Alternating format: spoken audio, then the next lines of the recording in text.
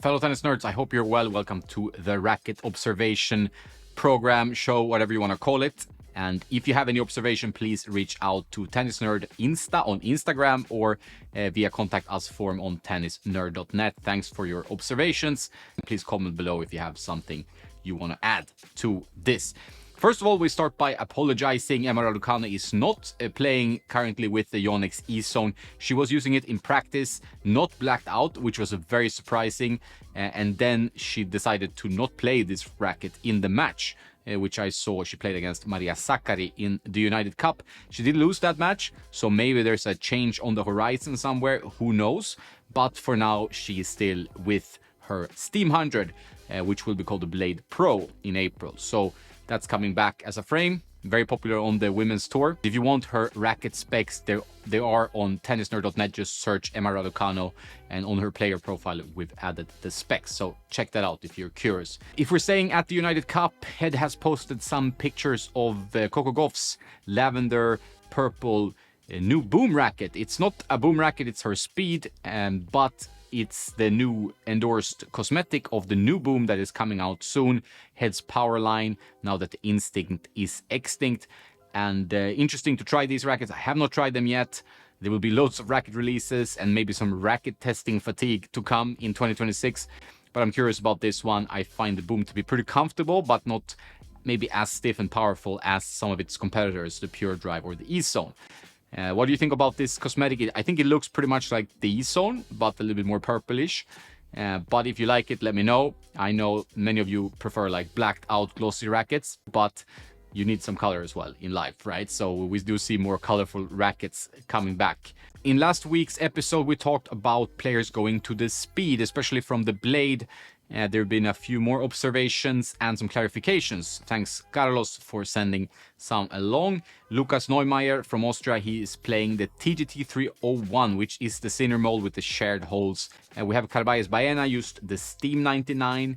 Now he's with a speed. We don't know if it's the 339, the 23mm mold, or if it's the Sinner speed mold. We don't know that, but he's with the speed now anyway. Another player who didn't go from the Blade to the speed is Tamara Zidansek, who was on the podcast, and it was a very interesting episode. Check it out here on YouTube or on Spotify.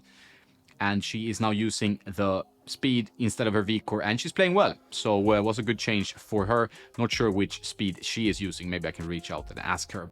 But not everyone is leaving the Blade. There are players going to the Blade as well. As I've mentioned before, Martin Dahm I can add to the list. From Technifiber TF40 1619, now he's with the Blade Pro 1619, so he went to the Blade. Hubi Hurkacz, who has been showing some fantastic serving at the United Cup. He did lose today when I'm talking to you against Deminar, but overall he's been playing really well, beat Zverev in straight sets. But he's been playing with the Blade instead of his Percept, the 97H or the V-Core Pro 97H, which used before the heavy one. So for him, it's worked. If we move over to the apparel section a little bit before we go back into rackets, we have Arina Sabalenka. She revealed a new dress from Nike, very colorful one for her AO campaign. Do you like it? Let me know in the comments. It's 135 euros, which seems pretty expensive for a dress, but what do I know? I'm sure it will sell out. It's something that definitely draws attention, whether you like it or not. We have a few players signing new sponsorship deals. We have Eles coming in, signing two players, Alejandro Tabilo from Chile and Dona Vekic from Croatia. Tabilo will also play new shoes. He will use the On shoes from 2026. So some new sponsorship updates also on the apparel side. If you have more, please reach out and get back to us about that. Back to rackets. Luca Nardi going from the Yonex E-Zone 98 to the Python, Typhoon, Redline, whatever you want to call it. I've heard different names. It has a red line on its cosmetic now. You can see here on some pics from Karen Hachanov when he's using it. This is maybe not the launch cosmetic, maybe it's the pre-launch cosmetic. Obviously, we're quite far away from a launch as far as I understand. I know you're very excited about this racket. I hope to be able to share some experiences I've had testing different prototypes, but I don't know anything else. So, and I try to keep to the media embargoes from the different brands. I don't want to screw up their campaigns. We're going to play nice, but then we give honest reviews. So stick around, please subscribe, turn on notifications, and we'll get back to you on how that plays, and we'll ask a bunch of players as we usually do. Constant String Tension Tinkerer Alex Zverev, yes, he likes to change up the string tensions. He is back with the Gravity Tour ? It looks like it if you zoom into pictures. Thanks, Alex, for sending over this. I don't know how often he's switching in between the Gravity Pro, which is 20mm, or the Gravity Tour, which is 22mm. They're both 1820, but he seems to be not exactly sure if he wants the more power of the Tour or the more control of the Pro. Talking about rackets more in general, we have new V-cores out as of today when I speak to you. This is Friday, and they are now for sale, at least for pre-sale. The 100D I have not found. I got some emails about that because that was the one we talked the most about in the review and that I like the most, but it's not for sale yet. Maybe they will do like a staggered release. There was some issues with the stock when they released the E-Zone in 2025, the January release there. So maybe there will be the similar issues here. They have more factories now, one in India and one in Taiwan, if I'm not mistaken, Yonex. So they have a bigger operation to manage. Maybe some issues that can come out of that. We will see when you can actually buy the 100D if you're interested in buying it. I haven't found it on Tennis Warehouse Europe, or Tennis Only. They do have the V-Core 95, which I have not tried, so I hope to review that at a later stage. I know there are many fans of the smaller head size rackets here watching the channel, so I hope to review that ASAP. In other racket news, we have Functional Tennis, the Instagram mega account. Fabio running that. He's been on my podcast. I've been on his podcast. And he's now announced that he's releasing a new racket called the FT99. So it's a Sabre.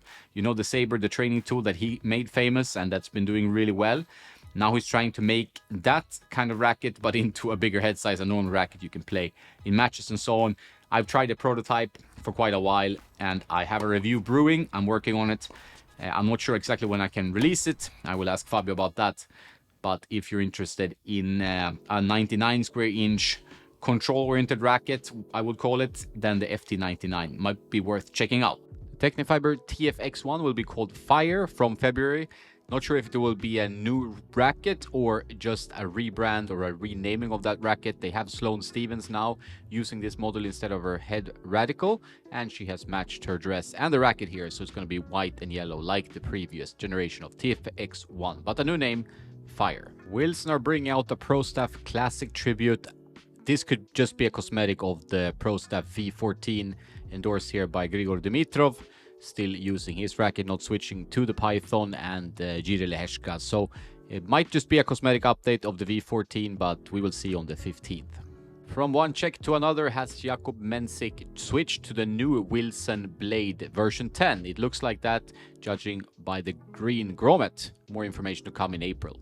Some more Wilson news. Peyton Stearns has switched to the Python by the looks of it.